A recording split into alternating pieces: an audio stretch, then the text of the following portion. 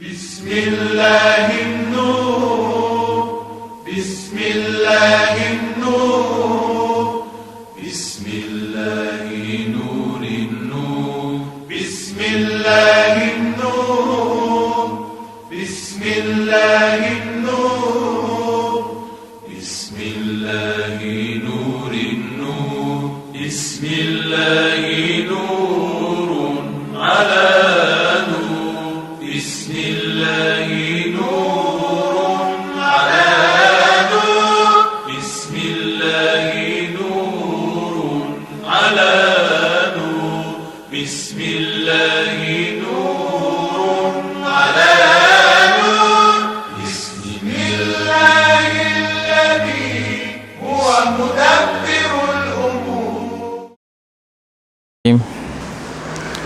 بسم اللہ الرحمن الرحیم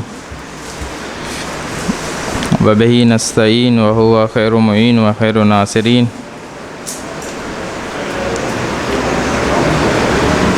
كتب رجل إلى الحسین بن علی علیہ السلام یا سیدی اخبرنی بخیر الدنیا والآخرہ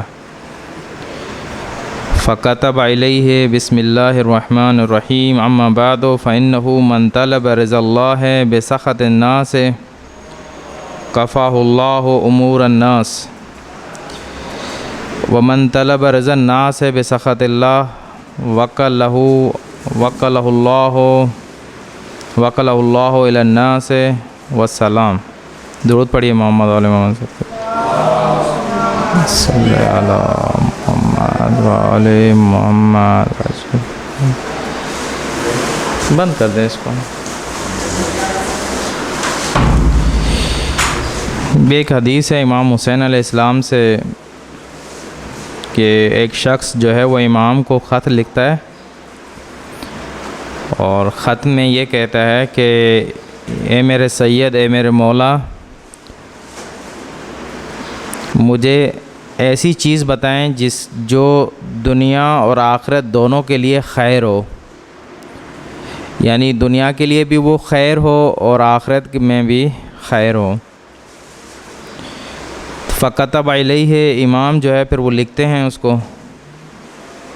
بسم اللہ الرحمن الرحیم شروع کرتا ہوں اللہ کے نام سے. اما بعد امام فرماتے فإنہ من طلب رضا اللہ بسخط الناس کہ جو شخص اللہ کی رضایت کو طلب کرتا ہے اور لوگ اس سے ناراض ہوتے ہیں، یعنی انسان دو راہ پہ کھڑا ہوا ہے، یا اللہ کی رضایت کو خریدے یا پھر جو ہے وہ لوگوں کو ناراض کرے. کوئی ایک اس کو جو ہے وہ کرنا ہے، یا لوگوں کی رضایت کو خریدے یا جو ہے خدا کی رضایت کو.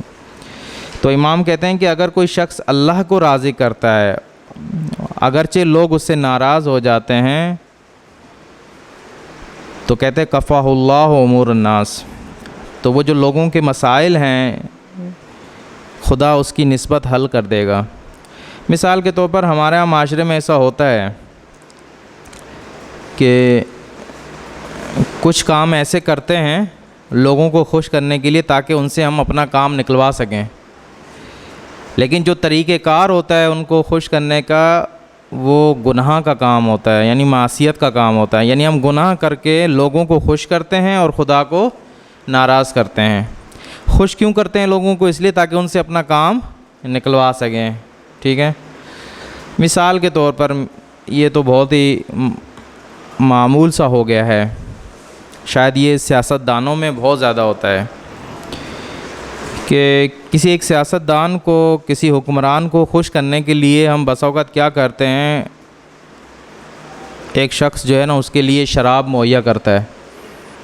دیکھا ہوگا آپ نے کہ کسی بڑے آفیسر کو کسی بڑے سیاستدان کو خوش کرنے کے لیے تاکہ اس سے اپنے کام نکلوا سکے تو یہ شخص کیا کرتا ہے، اس کے لیے شراب کا بندوبست کرتا ہے یا کسی اور چیز کا جو خدا کو ناپسند ہے.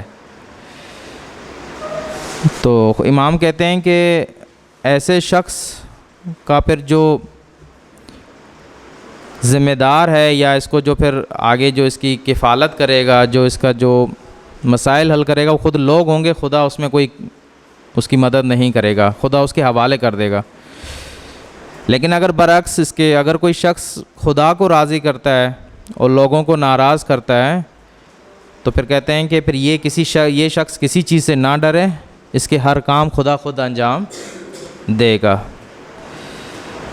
تو اس سے دنیا بھی اچھی ہو جاتی ہے اور آخرت بھی اچھی ہو جاتی ہے۔ اور ہم معمولاً ایسا کرتے ہیں کہ خدا کو ناراض کر دیتے ہیں اور لوگوں کو راضی رکھتے ہیں، لوگوں کو خوش رکھتے ہیں، ایسے کام کرتے ہیں، جبکہ امام اس کی مذمت کر رہے ہیں کہ ایسا نہیں ہونا چاہیے معاشرے کے اندر۔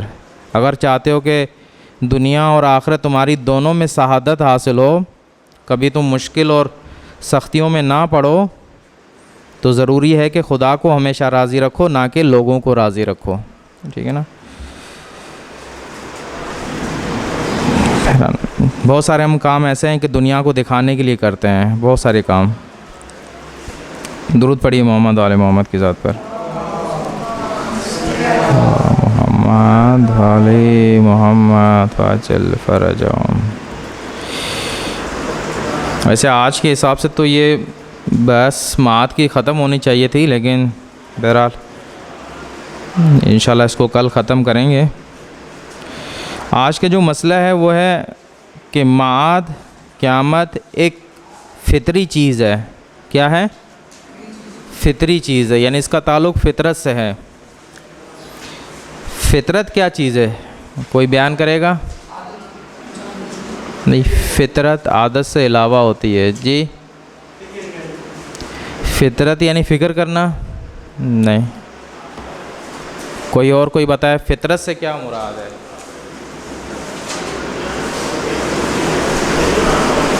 فطرت کچھ ایسے کام نا وہ لازمی انجام دیتا ہے، مطلب جو اس کی فطرت بولتے ہیں کہ اس کی فطرت میں ہوتا ہے کہ وہ کام لازمی انجام دے گا، اس کو نقصان پہنچانے کے لیے۔ بتائیں وہ کون سے کام ہیں، مثلاً کوئی مثال دے دیں۔ جی، ناخن کھانا یہ فطری چیز ہے؟ بہت سارے لوگ ہیں جو ناخن نہیں کھاتے۔ جی نہیں، نماز پڑھنا فطری کام نہیں ہے۔ وہ تو ابھی اصل مسئلہ ہے نا ہمارا کہ معاد پر یقین رکھنا فطری چیز ہے، لیکن ہمیں عام سی مثالیں چاہیے کہ جو ہم کہیں گے یہ فطرت سے تعلق رکھتی ہے۔ جی، برائی کا کام کرنا یہ فطرت میں رکھا ہوا ہے؟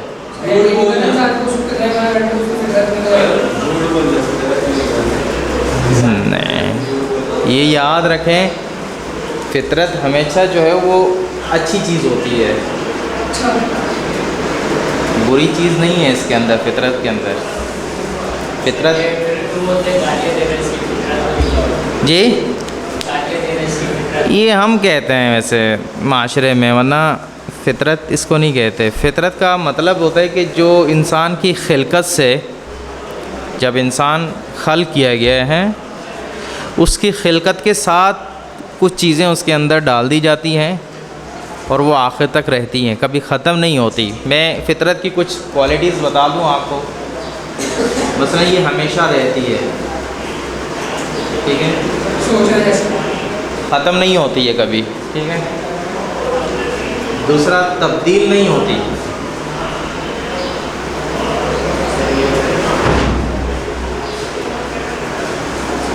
تیسری کیا ہے؟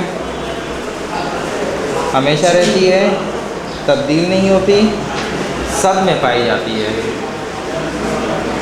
سب میں موجود ہوتی ہے۔ آپ دیکھیں اب کون سی چیز ہے کہ جو اس کے اوپر اترے؟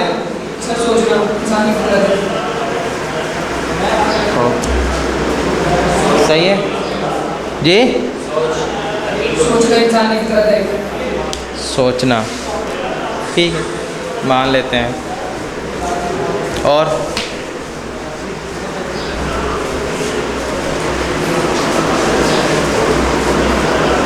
اس میں دیکھیں نا یہ تین چیزیں کون سی ایسی ہیں جو انسان کے اندر، ہم جو کہتے ہیں کہ فطرت ہے، وہ تین چیزیں اس میں پائی جاتی ہیں۔ یعنی آپ نے کہا گالی دینا، اب گالی دینا سب میں تو موجود نہیں ہوتا، ہمیشہ بھی نہیں رہتی۔ بعض لوگ سدھر جاتے ہیں، شروع میں شاید گالیاں دیتے رہے ہوں لیکن بعد میں ہدایت حاصل کر لی اور وہ اور دوسری تبدیل نہیں ہوتی فطرت، ایسی نہیں کہ فطرت تبدیل ہو جائے، کوئی اور چیز انسان کے اندر آ جائے، نہیں۔ مثلا ایک مسئلہ جو قرآن میں بیان کرتے ہیں وہ یہ کہ انسان کو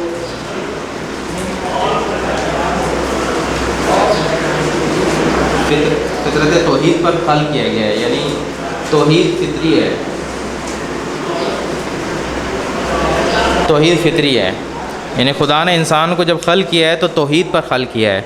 آپ دیکھ لیں کہ ایسا انسان جو کسی معاشرے میں ایسے نہیں کہ وہ کفر کے معاشرے میں اس نے زندگی کی ہو یا کسی جگہ اس نے اپنے تعلیم حاصل کی ہو، نہیں، بالکل صاف ایک پاک شخص کہ جو کسی ماحول سے اثر انداز نہ ہوا ہو، وہ خود ایک چیز کا قائل ہوگا کہ توحید ہے، یعنی جو میرا بنانے والا ہے، اس کائنات کا جو رب ہے وہ ایک ہے، توحید فطری ہے، قرآن بیان کرتا ہے۔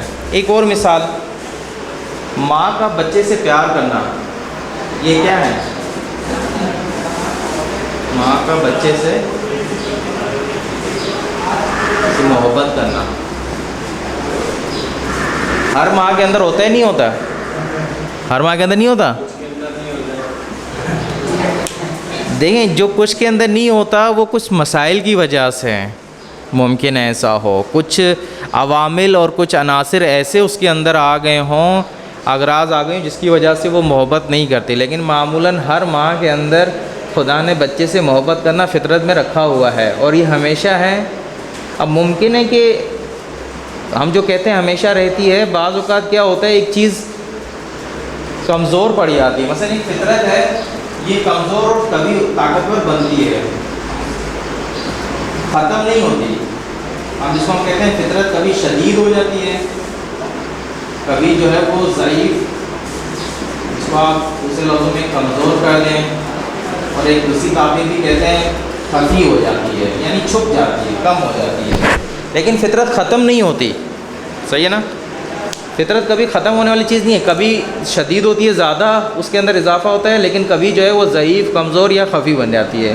یہ جو آپ نے کہا کہ ماں کا بچے سے محبت کرنا کہیں ہم نہیں دیکھتے، تو اس کی وجہ یہی ہے کہ وہ کمزور ہو جاتی ہے فطرت، پھر وہ شاید اس کی طرف جو ہے نہیں جاتی۔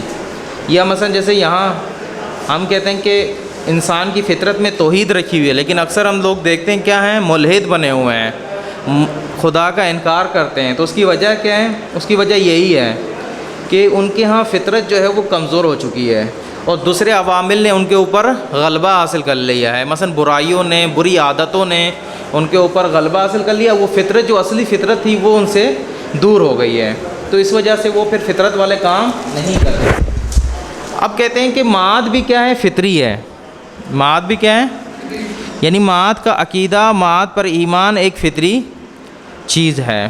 اچھا، پھر فطری ہونے کی کیا دلائل کیا ہیں؟ ہم کیسے اس چیز کو مانیں کہ معاد جو ہے وہ ایک ایسا عقیدہ ہے کہ جو فطری ہے؟ کہتے ہیں اس کے ہم 3 شواہد ذکر کرتے ہیں فطری، معاد کے فطری ہونے کے۔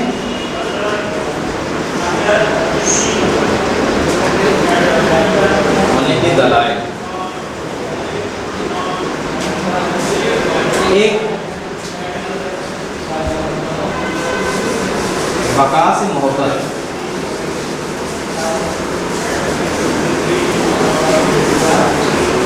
ہر انسان بقا کو چاہتا ہے، نہیں چاہتا؟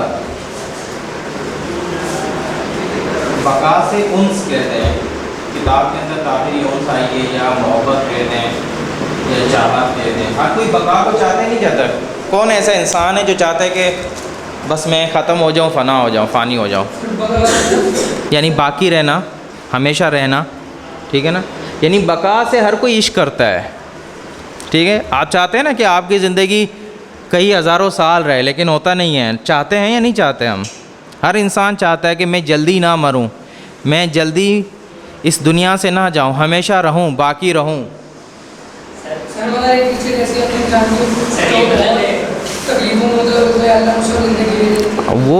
وہ جو ہے دیکھیں، ہمیشہ وہی میں کہہ رہا ہوں، فطری چیز کے اوپر اگر کچھ اور عوامل غالب آ جائیں، غلبہ کر لیں، تو ممکن ہے پھر وہ فطری چیز ہمارے اندر نہ رہے، مخفی رہے گی، ہوگی ضرور، لیکن مرفی اور پوشیدہ ہو جائے گی۔ لیکن یہ جو آپ کہہ رہے ہیں کہ بعض لوگ خودکشی کرتے ہیں یا اتنی مصیبتوں میں مبتلا رہتے ہیں، پھر کہتے ہیں خدا یہ مجھ سے زندگی چھین لے، شاید وہ اس وجہ سے کیونکہ وہ زندگی سے لطف اندوز نہیں ہو رہا، وہ بقا کا راستہ نہیں دیکھ رہا، بقا کا وہ دیکھ رہے کہ اب میرے لیے کوئی بقا کے راستہ ہموار نہیں ہے، میدان نہیں ہے، میں اب کیا کروں گا؟ زندگی نے ایسے مجھے گھیر لیا کہ زندگی کے مسائل نے اب لگتا ہی نہیں ہے کہ میں آگے کچھ بڑھ پاؤں گا، خوشی مجھے نصیب ہوگی یا نہیں ہوگی. تو وہ شخص چاہتا ہے کہ اس سے بہتر ہے کہ میں ہوں ہی نہ، مر جاؤں.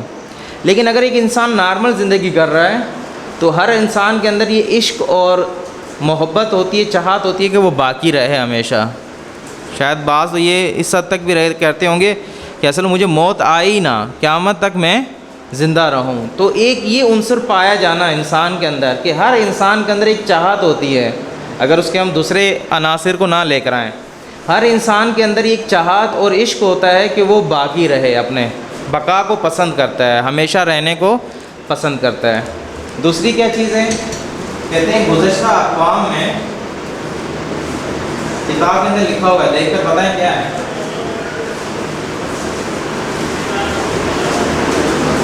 آپ کو کھولیں بتائیں دوسری دلیل اس کے فطری ہونے پر کیا ہے.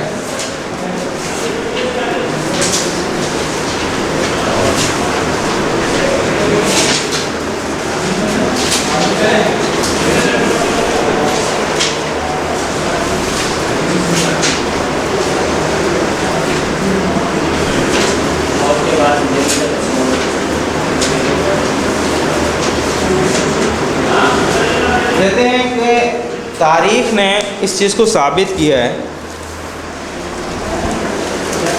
کہ اگر ہم گزشتہ اقوام کا مطالعہ کریں تو ان میں بھی موت کے بعد زندگی کا تصور پایا جاتا ہے. وہ کیسے ہیں؟ آپ نے شاید مصر کے کبھی دیکھیں اس کی ڈاکومنٹری کہ مصر کے اندر جب کوئی مرتا تھا ان میں سے بڑا، ان کا بادشاہ کہیں یا جو بھی، تو ملتا ہے کہ اس کے ساتھ کچھ چیزیں رکھ دیا کرتے تھے. اور بعض اوقات یہ بھی ملتا ہے کہ زندہ خواتینیں ان کے ساتھ دفن کرتے تھے. کیوں؟ کہتے ہیں تاکہ یہ مر گیا ہے، مرنے کے بعد اس کو ایک زندگی ہے اور اس کی خدمت کے لیے کچھ چیزیں ہونی چاہیے، تو اس کے ساتھ وہ کچھ چیزیں دفناتے تھے. تو کہتے ہیں کہ ہم جب گزشتہ اقوام کو دیکھتے ہیں کہ اس میں یہ طریقہ پایا جاتا ہے. جی نہیں، پانی میں نہیں ڈالتے، مومی کے ساتھ پھر کہتے ہیں کچھ چیزیں ان کے ساتھ خواتین زندہ یا ایسی چیزیں جو ہے وہ رکھتے تھے.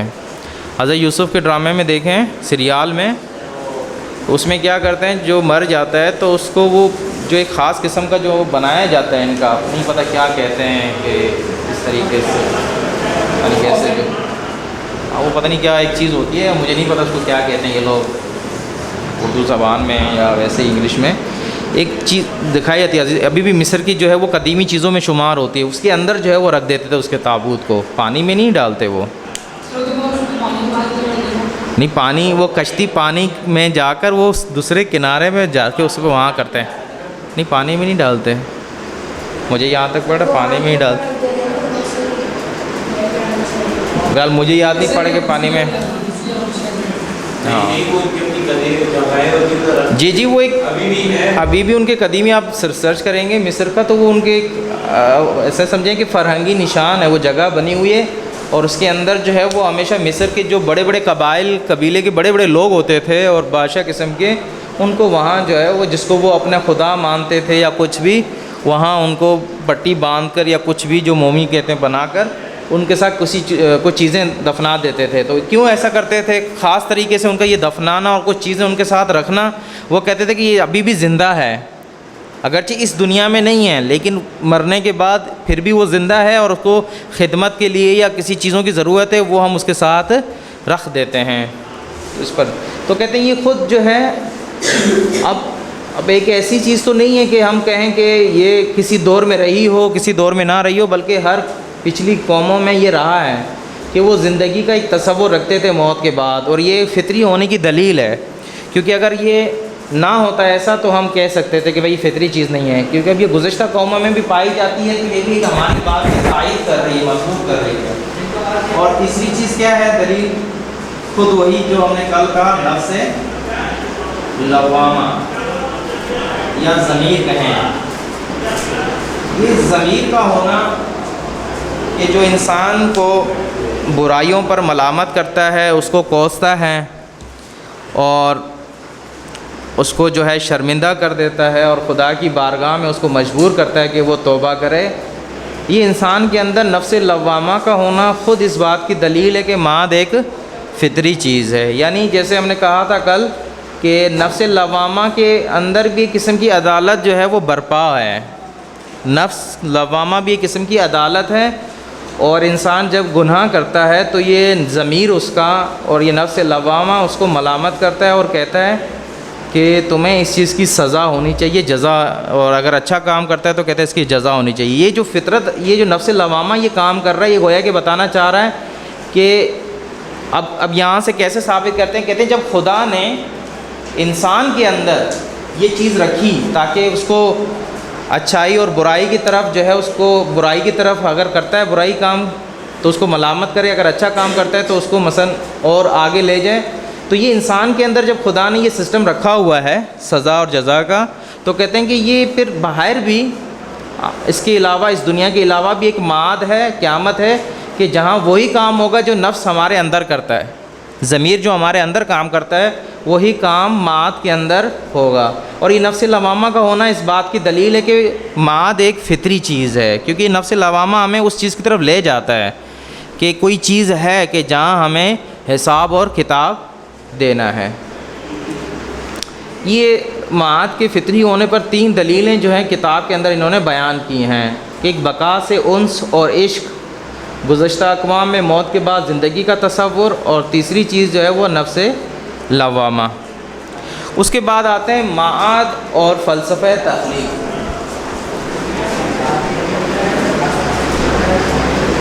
معاد اور فلسفہ خلقت کہیں یا تخلیق کہیں، اب اس سے کیا سمجھ میں آ رہا ہے؟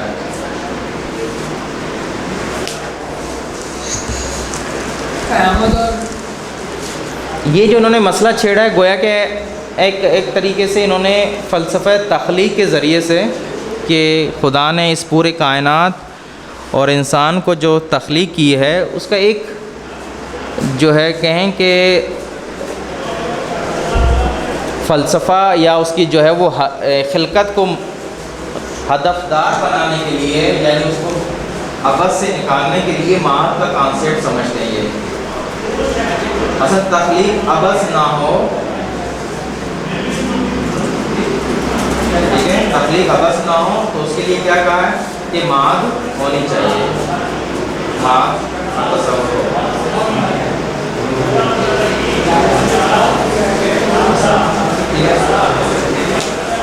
اب کیسے یہ بیان کرتے ہیں؟ سب سے پہلے یہ کچھ سوال مطرح کرتے ہیں کتاب کے اندر. کون سے سوال ہیں؟ بیان کریں. 2 سے 3 سوال جو ہے وہ کتاب کے اندر بیان کرتے ہیں اس تخلیق کے حوالے سے. سب سے پہلا سوال یہ کہ خدا نے انسان کو کیوں خلق کیا ہے؟ جی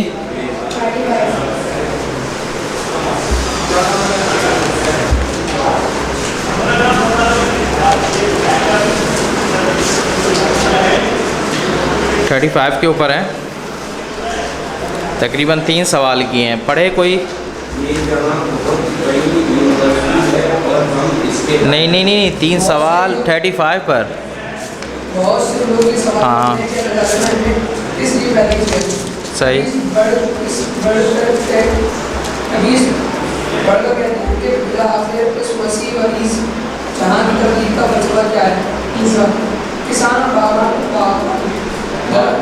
باغبان اگاتا ہے اور زمین کو فصل کے لیے تیار کرتا ہے، بیج بوتا ہے. تخلیق کے باغبان نے ہمیں کس مقصد کے لیے پیدا کیا؟ یہ سوال ہے. آیا خدا کے پاس کوئی کمی تھی جس کی جرمان ہے؟ صحیح. دیکھیں ہم تعلیم صحیح ہے. اب انہوں نے 2-3 مختلف سوال کیے لیکن ان کا سوال ایک ہی بنتا ہے کہ خدا نے اس کائنات کو، انسان کو کیوں خلق کیا؟ کیا مقصد اس کے پیچھے ہے؟ خدا کو کیا ضرورت تھی؟ مثال کے طور پر جب ایک باغبان اپنے باغ کے اندر ایک درخت کو اگاتا ہے تاکہ اسے کیا کرے؟ پھل لے سکے، ٹھیک ہے نا؟ تو آخر خدا کی کیا غرض تھی؟ خدا کا کیا فائدہ رکھا ہوا تھا اس انسانیت کو خلق کرنے میں یا جہان کے خلق کرنے میں؟ مثلاً ہم تعلیم حاصل کرتے ہیں کیوں؟ تاکہ اپنے آپ سے جہالت کو دور کر سکیں. ہم کام کرتے ہیں کیوں؟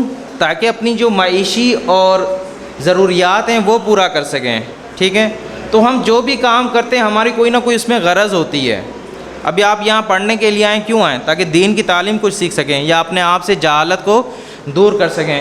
یا ایک شخص جا کے کام کرتا ہے، مزدوری کرتا ہے، کیوں؟ تاکہ جو ہے اسے کچھ رقم ملے اور اپنا پیٹ پال سکے.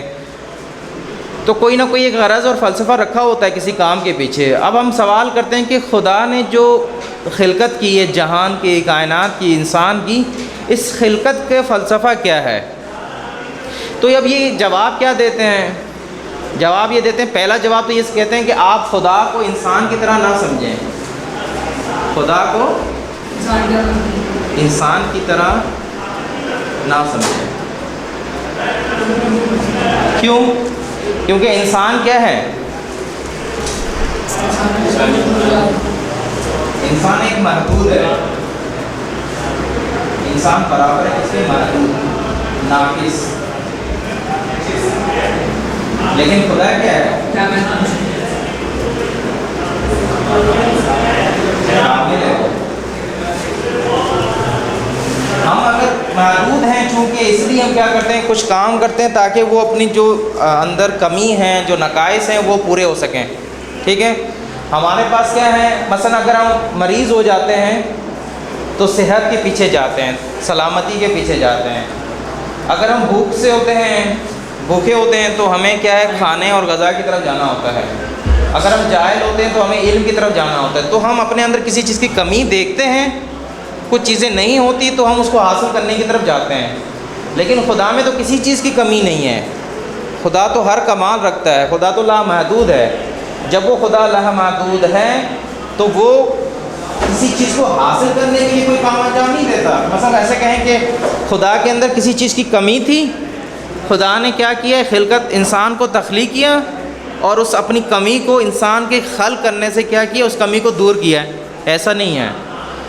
پھر کیا ہے، کہتے ہیں کہ دو چیزیں ہوتی ہیں. ایک دفعہ جو ہدف ہوتا ہے وہ فاعل کا ہوتا ہے، اور ایک مرتبہ ہدف اس کا ہوتا ہے فعل کا ہوتا ہے.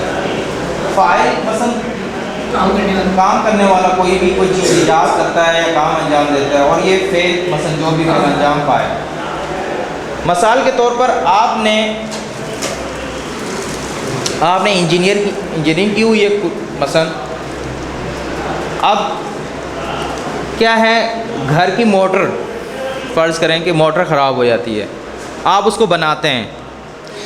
تو آپ کا گھر کی موٹر کو بنانا، اب آپ کی کوئی غرض اس میں رکھی ہوئی ہے یا نہیں، بلکہ آپ بنا رہے ہیں تاکہ جو ہے وہ گھر میں اس کو فائدہ ہو، گھر میں اس سے فائدہ لیا جا سکے. تو دیکھیں، آپ اگر موٹر بناتے تو آپ کا اس میں کچھ بھی نہیں ہے، آپ کو کوئی غرض نہیں ہے آپ کے اس میں. آپ تو گھر میں بیٹھے ہوئے ہیں، آپ تو باہر کام کرتے ہیں، کسی کمپنی میں کام کرتے ہیں، لیکن گھر میں بیٹھے ہوئے ایک چیز خراب ہو گئی، آپ بنا دیتے ہیں. تو یہ آپ کا جو کام کرنا ہے، آپ کو اس فعل کا ہدف ہوگا. موٹر بنانا اس میں آپ کے فعل کا ہدف ہوگا. کیونکہ آپ کیوں بنائیں؟ تاکہ وہ چیز صحیح ہو جائے اور گھر میں اسے استفادہ کیا جا سکے. آپ کی ذات کو کوئی فائدہ نہیں پہنچے گا، آپ کی ذات کو کوئی فائدہ نہیں پہنچے گا، بلکہ آپ نے جو موٹر بنائی ہے اس میں فقط ایک اس فعل کا ایک ہدف رکھا ہوا ہے. وہ کیا ہے؟ موٹر بنانے سے وہ موٹر ٹھیک ہو جائے گی اور وہ پھر گھر میں آپ اس سے استفادہ اور فائدہ اٹھا سکتے ہیں. لیکن ایک دفعہ کیا ہے، آپ مثلا ایک اسٹوڈنٹ ہیں، طالب علم ہیں، آپ کیا کرتے ہیں، مدرسے جاتے ہیں یا اسکول جاتے ہیں اور وہاں جا کے ایجوکیشن حاصل کرتے ہیں. تو اس سے کس کو فائدہ ہوتا ہے؟ آپ کی ذات کو فائدہ ہوتا ہے. یعنی آپ پہلے جاہل تھے، پھر کیا بن جاتے ہیں؟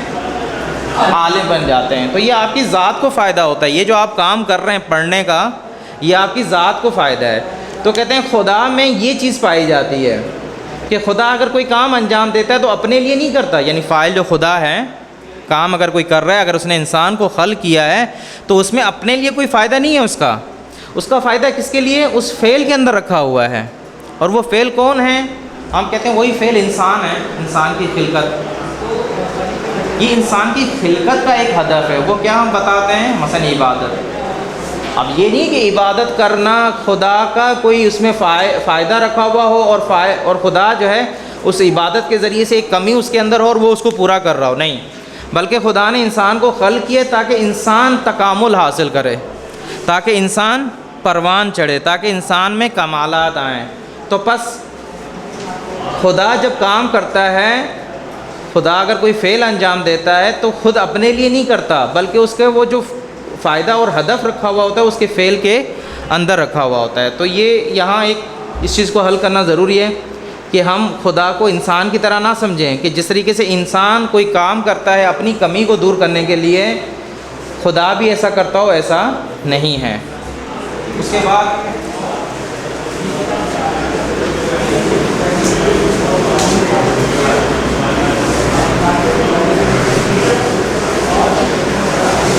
کہتے ہیں کہ خدا نے دنیا کو خلق کیا ہے معاد کے لیے، مثلا پوری جہان اور کائنات خلق اس لیے ہوئی ہے تاکہ جو ہے اس کو ابدیت، مثلا فرض کریں انسان کی خلقت کا ہدف اگر ہم بیان کرنا چاہیں تو کیا ہے؟ ابدیت ہے۔ انسان ابدیت کو چاہتا ہے، ابدیت وہی جو ہم نے کہا بقا، یعنی ہمیشہ رہنے کو چاہتا ہے، یعنی ہمیشہ باقی رہے۔ اب فرض کرتے ہیں وہی مثال جو انہوں نے پہلے بھی دی تھی، ایک اور مثال دیتا ہوں تاکہ آپ کے لیے واضح ہو جائے کہ یہ دنیا خلق ہی معاد کے لیے ہوئی ہے۔ معاد دنیا کی وجہ سے خلق نہیں ہوا، بلکہ دنیا معاد کے لیے خلق ہوئی ہے۔ کل ہم نے یہی بحث کی تھی کہ اگر معاد نہ ہو تو کیا ہوگا، یہ ہم نے کیا ہوگا، مثلا ہم نے کہا تھا کہ اگر معاد نہ ہو تو کیا مشکل پیش آئے گی، کیا ہوتا ہے؟ آپ نے کہا تھا، ہم نے کہا تھا کیونکہ ایک انسان اچھے کام کرتا ہے، ایک برا کام کرتا ہے، اور اگر معاد نہ ہو تو یہ دونوں میں پھر کیا ہوگا، فرق نہیں ہوگا، اس نے برے کیے، اس نے اچھے کام کیے، تو اب کسی کو کوئی جزا ہو۔ تو کہتے ہیں یہ کام ایسا ہوا گویا کہ آپ نے معاد کو طفیلی بنا دیا۔ لفظ پتہ ہے یہ طفیلی کیا ہے؟ معاد کو طفیلی بنا دیا دنیا کی نسبت، یعنی دوسرے لفظوں میں معاد کو دنیا کے صدقے میں آپ ثابت کر رہے ہو۔ چونکہ دنیا میں ایسا ہے کہ کچھ لوگ اچھے کام کر رہے ہیں، کچھ برے کام کر رہے ہیں، تو لہٰذا ایک معاد ہونی چاہیے۔ آپ دنیا کو اصل مان رہے ہیں اور اس کے طفیل، جیسے کہتے ہیں نا اس کے طفیل یہ کام کیا جا رہا ہے جی، ہاں ذریعے کہیں یا اس کی وجہ سے کہیں یا اس کے کہیں کہ یہ معاد دنیا کی خیرات ہے، دوسرے لفظوں میں کہیں دنیا کی وجہ سے معاد ہے۔ جبکہ آگے شہید مطری کہتے ہیں کہ یہ کانسیپٹ غلط ہے، کیونکہ ایک حدیث جو ہے وہ اس کو بالکل باطل کرتی ہے۔ دنیا کیا حدیث کیا ہے؟ الدنیا مزرعۃ دنیا ہدف نہیں ہے، دنیا اصل نہیں ہے، آخرت ہدف اور اصل ہے۔ دنیا کو خدا نے مقدمہ بنایا ہے، زمینہ بنایا ہے، کس کے لیے؟ آخرت کے لیے۔ اگر آخرت نہ ہوتی تو دنیا بھی نہیں ہوتی، تو دنیا کو بنائے اس لیے تاکہ ہم آخرت تک پہنچے۔ آخرت کیا ہے؟ اس کو ایک نام دیا جاتا ہے دار ابد یا دار بقا کہیں۔ آخرت ایک ایسی جگہ، ایک ایسا مکان ہے کہ جہاں ہر چیز ہمیشہ باقی رہے گی، فانی نہیں ہوگی۔ تو دنیا میں ہم زندگی کرتے ہیں اس لیے تاکہ یہاں سے نکل کر اس بقا کی طرف آئیں۔ اصل ہدف یہی ہے، غرض یہی ہے۔ معاد ہونے کا فلسفہ، تخلیق کا، اس کائنات کے خلقت کا فلسفہ یہی ہے کہ انسان جو اس کے اندر خلق ہوا ہے وہ یہاں سے آ کر یہاں پہنچے، ہمیشہ کے لیے آئے، ہمیشہ کی طرف جائے۔ اب کوئی ایک مثال دیتا ہے کہ ایک صحرا کے اندر آپ ایک عمارت بناتے ہیں، ٹھیک ہے، اور وہ عمارت میں آپ کو 1 سے 2 سال لگ جاتے ہیں، بہت بڑی۔ کیوں بنا رہے ہیں؟ بنانے والے نے کہا میں یہ عمارت اس لیے بنا رہا ہوں صحرا کے اندر تاکہ یہاں سے سفر کرنے والے، گزرنے والے آئیں، 1-2 گھنٹہ اس کے اندر آرام کریں اور پھر چلے جائیں۔ اب آپ بتائیں کہ کیا کہے گا؟ ہر کوئی تعجب کرے گا۔ وہ کہے گا کہ 1-2 گھنٹے کے لیے تم نے اتنا بڑا سرمایہ خرچ کیا ہے، اتنی بڑی تم نے عمارت بنائی، اتنا وقت لگایا، اتنا پیسہ لگایا فقط اس لیے کہ لوگ آئیں اور 1 اور 2 گھنٹہ اس میں آگے آرام کر کے نکل جائیں؟ یہ تو اصل نامعقول سی بات ہے۔ یا جس طریقے سے ہم نے وہ جنین والی مثال دی تھی کہ ایک بچے کو جو ابھی جنین میں ہے یعنی ماں کی شکم میں ہے اور اس کو ایک طریقے سے شعور دیا جائے، فرض کرتے ہیں، اور اس کو کہا جائے کہ تم یہیں رہو گے، تو وہ کیا کہے گا کہ یہ کیا پھر مقصد ہوا مجھے خلق کرنے کا، کہ فقط میں اس اندھیرے کے اندر ایک چھوٹی سی جگہ میں رہوں اور خون اور پانی کے درمیان میں رہوں اور بس ختم، آگے کچھ بھی نہیں؟ تو ہر کوئی اس کو جو ہے وہ صحیح نہیں سمجھتا۔ اگر ہم یہاں بھی یہی کریں کہ دنیا فقط ایک کچھ پیریڈ کے لیے ہے اور اس کے بعد ختم، انسان آگے کچھ بھی نہیں ہے، آگے انسان کی یعنی سلسلہ آگے نہیں بڑھے گا، انسان یہاں رہے گا، مر کے ختم ہو کے مٹ جائے، ختم، تو ہر کوئی کہے گا تو یہ تو ایک عبث کام ہوا۔ جس طریقے سے ہم اس عمارت کے بارے میں کہیں گے کہ اس بندے نے ایک عبث کام کیا ہے، بے فائدہ کام کیا، 1 گھنٹے کے لیے کیا اس نے عمارت بنا دی ہے۔ اگر کوئی عمارت بناؤ تو ایسی بناؤ کہ جس میں کئی سال لوگ رہیں، کئی عرصہ رہیں۔ یہ 2 گھنٹے کے لیے آیا، 1 گھنٹے کے لیے آیا اور چلا گیا، اس کا تو کوئی جو ہے فائدہ نہیں ہوا۔ تو ہم یہاں بھی یہی کہیں گے، عقل ہماری یہی کہتی ہے اگر دنیا کچھ ٹائم کے لیے ہو معمولاً اور انسان ابدیت کی طرف نہ جائے بلکہ اس کا ہم راستہ روک دیں، ٹھیک ہے، کہیں بس انسان آگے نہیں بڑھتا، یہاں رک جائے، تو یہ ایک بیکار کام ہوگا۔ ایک ہدفدار کب ہوگا کہ جب انسان اس دنیا سے نکل کر اس ابدی زندگی کی طرف آئے، یعنی ایک آسان لفظ میں کہیں وقتی زندگی، اس سے نکل کر کس کی طرف آئے؟ تو بس فلسفہ تخلیق جو ہے انسان کا وہ کیا ہے؟ ابدی زندگی ہے۔ اور یہ ابدی زندگی کب ہوگی؟ جب ہم معاد کو ثابت کریں، جب معاد کے کانسیپٹ کو ہم مانیں گے۔ اگر ہم معاد کو نہیں مانتے، قیامت کو نہیں مانتے اور کہتے ہیں انسان خلق ہوا ہے، تو انسان کی جو تخلیق کا جو فلسفہ ہے وہ حاصل ہمیں نہیں ہوگا۔ صحیح ہے؟ اب کوئی دوست اس کو بیان کریں اپنے الفاظ میں کہ معاد اور انسان کی خلقت کے فلسفے کے درمیان میں کیا رابطہ ہے، کیا تعلق ہے؟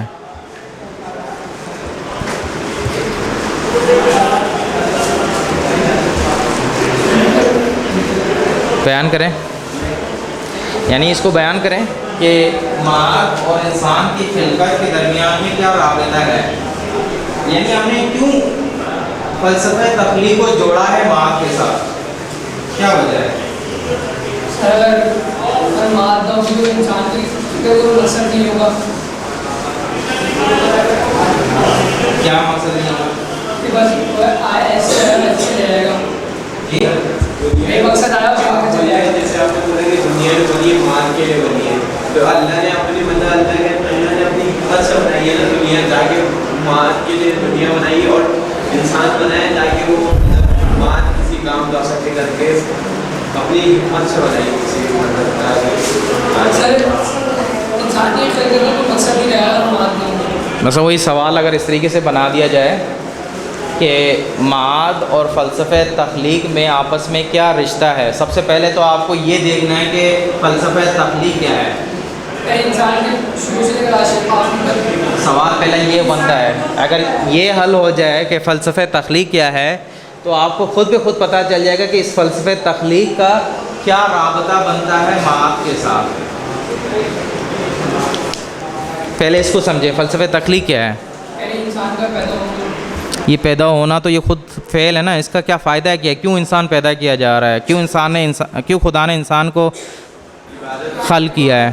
سر معاد کے لیے، قیامت کے لیے کہ انسان پیدا ہوگا تو ایک اپنا بگزار اس بات سے۔ نہیں، ابھی قیامت کو تو ہم مان ہی نہیں رہے نا، فرض کریں اب قیامت کو بھی مان ہی نہیں رہے قیامت ہے، ابھی ہم کہہ رہے ہیں کہ انسان کو خدا نے انسان کو خلق کیا ہے۔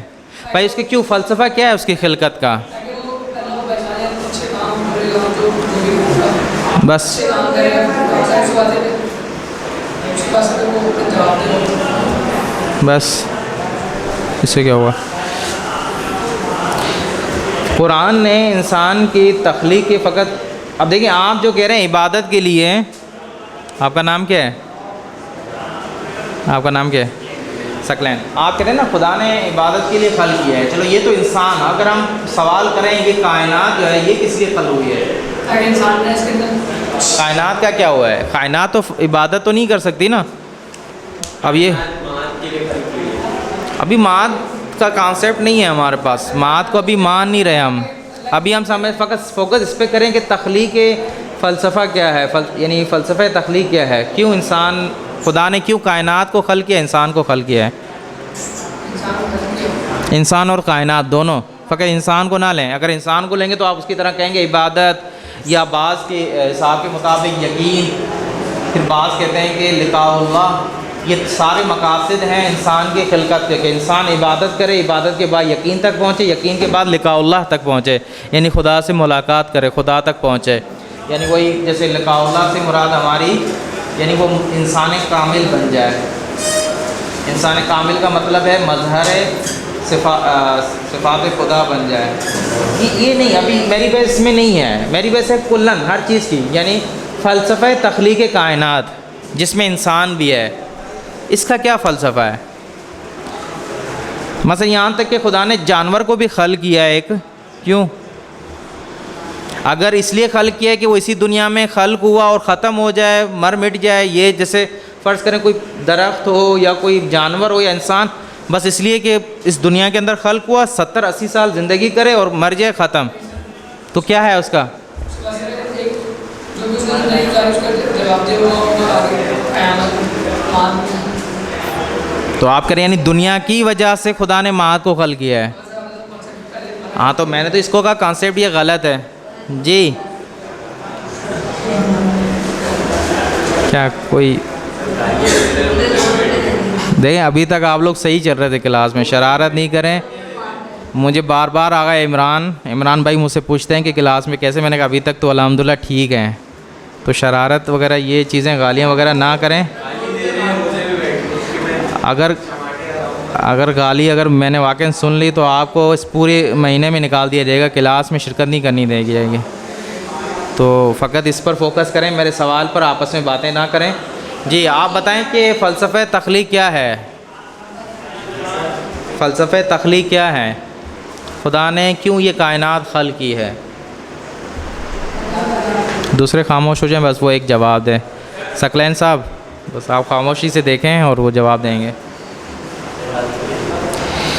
نہیں تو کیا جانور بھی عبادت کے لیے خلق ہوا ہے؟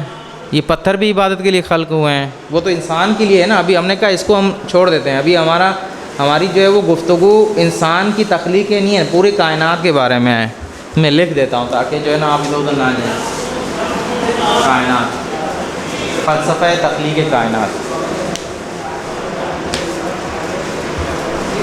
جی آپ بتائیں.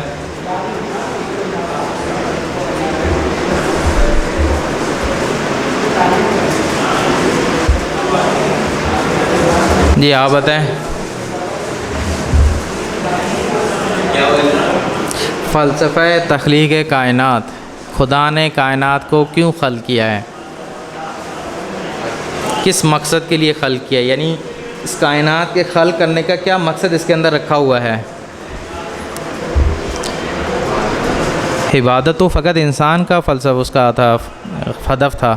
سر اسے جیسے کوئی جائے گا تو ایک ادھر بھاگے گا. صحیح. تو اسی طرح انسان اگر دنیا میں آئے گا تو دیکھے گا کہ اس کا جو چیزیں کرنی ہے اس ادھر بھاگے گا. دیکھیں اس کے ایک ہی جواب ہے. خیریت ہے؟ اگر دوبارہ ایسا کیا تو کلاس سے باہر کر دوں گا. صحیح ہے. ایک تو آپ جواب نہیں دیتے، پھر اوپر سے یہ شرارتیں. ابدیت اور بقا، کیونکہ اگر ابدیت اور بقا نہ ہو تو یہ کائنات کا خلق کرنا اس کے بغیر کیا ہوگا؟ عبث ہوگا. یعنی اگر کائنات کو خدا نے ابدیت اور بقا کے لیے خلق نہ کیا ہو تو خدا کا یہ خلق کرنا کیا ہو جائے گا؟ عبث ہو جائے گا. جیسے مثال کے طور پر آپ نے بچوں میں دیکھا ہے کہ پہلے بھی عرض کیا تھا، ایک چیز بناتے ہیں فوراً اس کو توڑ دیتے ہیں. ٹھیک ہے. اس کی ایک مثال ایک متعلق دیتے ہیں، کہتے ہیں کہ مثلا آپ نے کیا کیا ہے، ایک زمین کے اندر آپ نے کیا کہ کچھ بیج اس کے اندر بوئے ہیں، ٹھیک ہے، اور اس کو 2-3 مہینے تک آپ نے چھوڑ دیا، کیوں؟ تاکہ یہ جو بیج میں نے زمین کے اندر بوئے ہیں، ڈالے ہیں، تاکہ اسے ایک فصل نکلے اور اس سے میں فائدہ اٹھاؤں۔ آپ کیا کرتے ہیں، آپ کم از کم اس کو 5 مہینے لگیں گے، ٹھیک ہے، اب 2-3 مہینے گزرے، آپ نے کیا کیا، اس کے اوپر بلڈوزر چلا دیا، اس زمین کے اوپر بلڈوزر چلا دیا، زمین کو ختم کر دیا، اور کہا کہ ابھی اس کے اوپر میں کیا بناؤں گا، عمارت بناؤں گا۔ تو آپ اب بتائیں کہ یہ جو اس نے پہلا کام کیا تھا وہ کیسا کام تھا؟ بس کام تھا نا بھائی، جب تمہیں اس سے کوئی فائدہ اٹھانا ہی نہیں تھا تو تم نے کیوں اگایا، اور پھر 1-2-3 مہینے کے اندر تم نے اس کو جو ہے برباد کر دیا۔ تو اب یہاں یہی سوال ہے کہ خدا نے اگر کائنات کو خلق کیا ہے اور کچھ عرصے کے لیے بنایا ہے اور پھر کہتے ہیں بس ختم، یہ کائنات کو ختم کر دے اور کوئی اس سے فائدہ نہ حاصل ہو، تو یہ کیا ہو جائے گا؟ عبث کام ہوگا۔ تو بس عبث سے نکالنے کے لیے اور اس کو ہدف مند بنانے کے لیے، تخلیق کائنات کو ہدف مند بنانے کے لیے کیا ہونے چاہیے؟ اس کے اندر یہ 2 عنصر ہونے چاہیے، ابدیت اور بقا ہونی چاہیے۔ تو اس کائنات کے اندر جو بھی چیز خلق کی گئی ہے، خلق ہونے کے بعد وہ پھر کبھی عدم میں نہیں جائے گی، ختم نہیں ہوگی، نابود نہیں ہوگی، اس کو پھر کیا ہے، وہ ابدیت کی طرف چلی جائے گی۔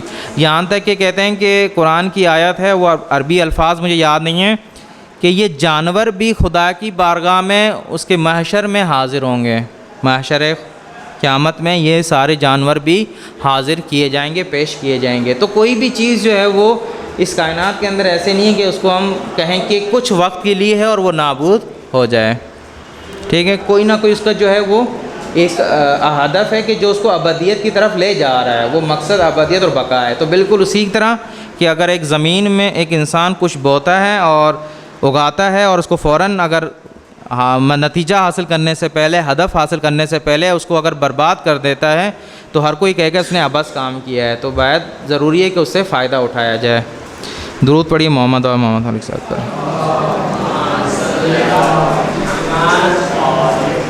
ایک مرتبہ پھر پڑھیں درود محمد علیہ محمد پر، محمد علیہ محمد۔ اس کے بعد جو بحث ہے وہ ہے روح کے حوالے سے۔ ابھی تک آپ نے، کیونکہ قیامت کا جو مسئلہ ہے وہ اس روح کے ساتھ جڑا ہوا ہے کہ روح نامی کوئی چیز ہے یا نہیں ہے، اور ٹھیک ہے، دوسرا یہ کہ اب اس کو ہم روح کی بحث کیوں کر رہے ہیں، کیونکہ اس کتاب میں لکھا ہوا ہے کہ روح کی بقا سے، روح کی بقا سے ہم کیا کر سکتے ہیں، معاد کو ثابت کر سکتے ہیں، یعنی روح کی بقا دلیل ہے معاد کے اوپر، یا روح کی بقا علامت ہے، نشانی ہے معاد کی۔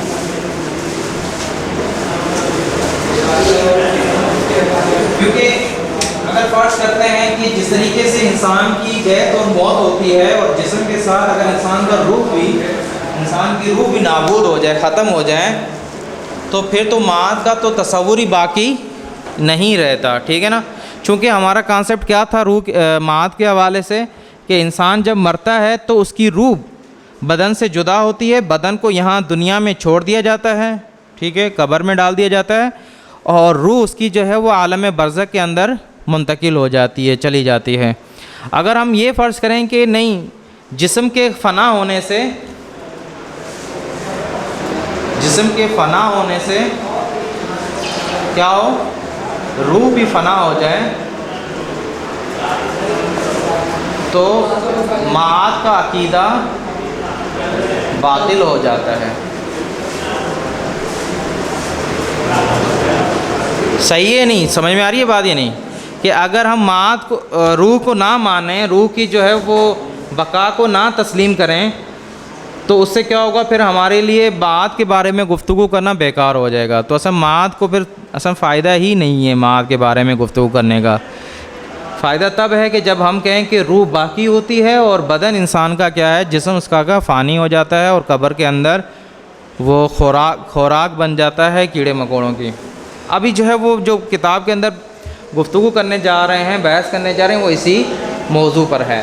اب کہتے ہیں کہ کہیں اب یہ نہیں پتہ کہ کہاں سے یہ روح کی بحث شروع ہوئی ہے، گفتگو کہتے ہیں کہ سب سے پہلے کس نے یہ بحث کی ہے، کہتے ہیں ہمیں نہیں پتہ، لیکن معمولاً روح کے اوپر بعد کے فلاسفر نے بہت اس پر بحث کی ہے، اور اصلی بحث جو ہے روح کے حوالے سے وہ یہ ہے. اب روح اور نفس ایک ہی چیز ہے، اس کو الگ الگ نام آتے ہیں.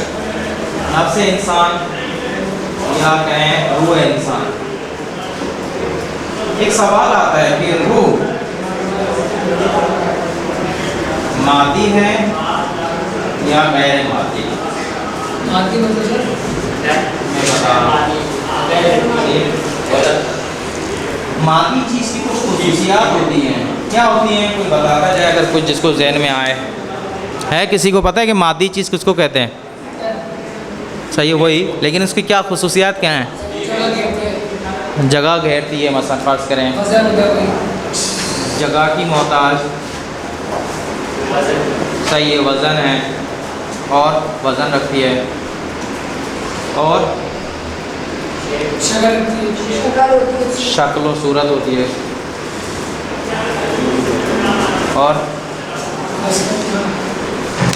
اور اشارہ حسی اس کی طرف کر سکتے ہیں. اشارہ حسی کیا ہے؟ ہاں میں آپ سے اگر پوچھوں بورڈ کہاں پڑا ہوا ہے، کیا کہیں گے آپ؟ اشارہ کہیں گے. یہ اشارہ کر رہے ہیں نا، تو یہ مادی چیز کی خصوصیت ہے کہ اس کی طرف آپ اشارہ کر سکتے ہیں، حسی اشارہ انگلی سے. مثلا آپ سے اگر پوچھا جائے یہ مثلا ڈسٹر کہاں رکھا ہوا ہے، تو آپ کہہ سکتے ہیں یہاں رکھا ہوا ہے. ٹھیک ہے نا جی؟ دیکھ رہی ہو، سننے والی چیز بھی مادی ہوتی ہے، دیکھنے والی چیز نہیں فقط. کیا چیز؟ تو ضروری نہیں ہے کہ ہر چیز میں یہی ہو، لیکن کہنے کا مطلب یہ ہے کہ سننا وغیرہ بہت ساری چیزیں ایسی ہوتی ہیں کہ جس میں اشارہ نہیں پایا جاتا لیکن دوسری چیزیں پائی جاتی ہیں. ٹھیک ہے نا؟ تو یہ مادی چیز کی ایک قسم کی خصوصیات ہیں، اور بھی ہو سکتی ہیں لیکن ہم نے ابھی تک یہ ذکر کیا ہے. اچھا، غیر مادی چیز سایہ بھی آپ کہہ سکتے ہیں. مثلا مادی چیز کا ایک سایہ ہوتا ہے، لیکن اب ایسے نہیں کہ یہ 100% یہی علامت ہے. مثلا اب ہوا کے اندر اب ہوا کو آپ دیکھ سکتے ہیں، اس کا کوئی اشارہ کر سکتے ہیں یا اس کا سایہ ہو سکتے ہیں، ہاں، لیکن اور طریقے سے اس کو محسوس کی جا سکتے ہیں. تو ضروری نہیں ہے کہ یہی ساری چیزیں ہوں تو وہ مادی ہوگی، بلکہ اس کے علاوہ اور بھی ہیں، کیونکہ ہمارے پاس طرح طرح کی مادی چیزیں ہیں، تو اس کے لیے الگ الگ نشانیاں ہو سکتی ہیں، اس کی علامتیں ہو سکتی ہیں. لیکن یہ معمول علامتیں بہت واضح سی ہیں، ہمیں سمجھ میں آتی ہیں. ٹھیک ہے، اب آتے ہیں روح مادی ہے یا غیر مادی. یہ کلیئر ہو گیا کہ مادی کس چیز کو کہتے ہیں، یعنی جو مادے کے ساتھ ہو. اب آئیں کہ روح کیا ہے. اور یہ یاد رکھیں، ایک چیز اور بتاتا چلوں، مادی چیز فنا ہوتی ہے. مادی چیز کو جو ہے فنا ہے، برابر ہے فنا کے. مادی چیز فانی ہوتی ہے اور غیر مادی چیز فانی نہیں ہوتی. کیا کہا میں نے کہ مادی چیز فانی ہوتی ہے لیکن غیر مادی چیز فانی نہیں ہوتی، کبھی ختم نہیں ہوتی، ہمیشہ رہتی ہے، باقی رہتی ہے، ابدی رہتی ہے. تو اب سوال یہی ہے کہ روح مادی ہے یا غیر مادی؟ روح غیر مادی ہے. اب اس پر دلیلیں چاہیے. ہم نے تو کہہ دیا غیر مادی ہے، اب دلیلیں کیا ہیں؟ ساری اس بحث کتاب کے اندر اسی میٹر پر ہے، کیونکہ اگر ہم نے روح کو غیر مادی ثابت کر لیا، اگر روح جو ہے غیر مادی ہوئی، تو سمجھیں کہ اس کے لیے بھی ثابت ہو جائے گا کہ یہ کیا ہے؟ ابدی ہے، ہمیشہ باقی ہے. اور جب ہمیشہ باقی ہے تو یہ کہاں رہے گی؟ پھر کہتے ہیں یہ معاد کے اندر رہے گی، قیامت کے اندر. یہ ہمیں ثابت کرنا ہے کہ روح کو غیر مادی ثابت کرنا ہے. غیر مادی کا جو نتیجہ نکلے گا ابدی اور ہمیشہ رہنا، باقی رہنا، اور اس ابدی اور ہمیشہ باقی رہنے سے نتیجہ نکلے گا معاد کا. ابھی ہمیں ثابت یہی کرنا ہے کہ یہ روح کیا ہے؟ غیر مادی ہے. اس کے اوپر دلائل کیا ہیں؟ سر ہے کسی کے اندر دلائل؟ سر سب سے پہلے اس سے کوئی وجہ نہیں ہے. آج کل تو سنا ہے کہ اس پر تجربے کر رہے ہیں اور کہہ رہے ہیں کہ روح کا وزن ہے، لیکن پتہ نہیں ثابت کر پائیں یا نہیں کر پائیں. سر ابھی تک ثابت نہیں ہوا. جی ثابت نہیں ہوا. ثابت نہیں ہوا. صحیح، چلو مان سکتے ہیں. اور کیا ہے؟ اگر یہ کہیں کہ نہیں دکھتی تو پھر تو اس طرح ہوا بھی نہیں دکھتی، تو پھر آپ کہیں ہوا بھی جو ہے وہ ہے.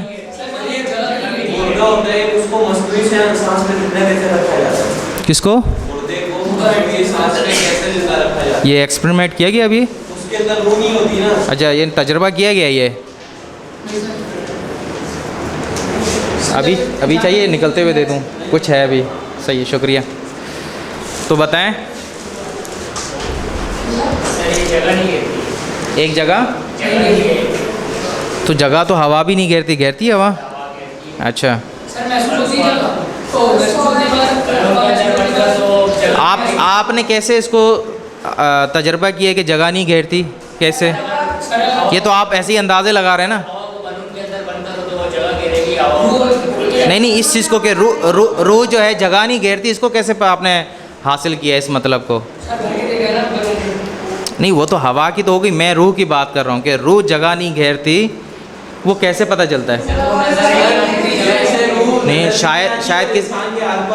شاید کسی نے مثلا ہم کہیں گے ہمارے بدن کو گھیرے ہوئے روح ہمارے بدن میں ہے جگہ. غلط ہے یہ، آپ ثابت کریں غلط ہے. ہمارے بدن میں ہے یا نہیں روح؟ تو بس ہمارا بدن اس کے لیے جگہ بن گیا نہیں؟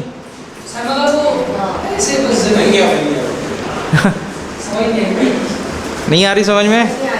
تو اس کو سوچیں. کتاب کے اندر 4 دلیلیں دی ہوئی ہیں، 2 عقلی دلیلیں ہیں اور 2 جو ہے وہ تجربی دلیلیں ہیں. ٹھیک ہے نا؟ 2 دلیلیں، 4 دلیلیں فرض کریں گے. 2 عقلی ہیں اور 2 جو ہے تجربی ہیں. یعنی انہوں نے لیبارٹری کے اندر بیٹھ کے جو ہے اس کے اوپر تجربہ کیا ہے کہ روح جو ہے وہ مجرد ہے، مادی یعنی مادی نہیں ہے، غیر مادی ہے. ہاں، اس کی ایک 3 مثلا اشارہ کر دیتا ہوں. ایک اس میں سے مثال کے خواب ہے، نیند کے اندر جو خواب دیکھتے ہیں وہ اس کی مثال. روح کے ساتھ رابطہ قائم کرنا، یہ سنا ہے کہ روح کے ساتھ رابطہ کرتے ہیں، روح سے رابطہ کسی کے ارواح. اور ہیپنوٹزم جو ہے، سنا ہے لفظ ہیپنوٹزم؟ نہیں، ایک اس کو مصنوعی نیند میں لے کے جانا اور اس کو مختلف جگہوں کی معلومات اس سے لینا، ایک تک ایک. اور عقلی دلیل میں دیکھیں اب کیا ہے، وہ کتاب کے اندر ذکر ہے، اس کو مطالعہ کریں. اور میں بغیر اس کے کہ میں خود آگے بیان کروں، آپ لوگ بیان کریں گے اس کو آگے. 2 دلیلیں عقلی دی ہیں اور میرے خیال میں 3 دلیلیں جو ہیں تجربی دی ہوئی ہیں انہوں نے.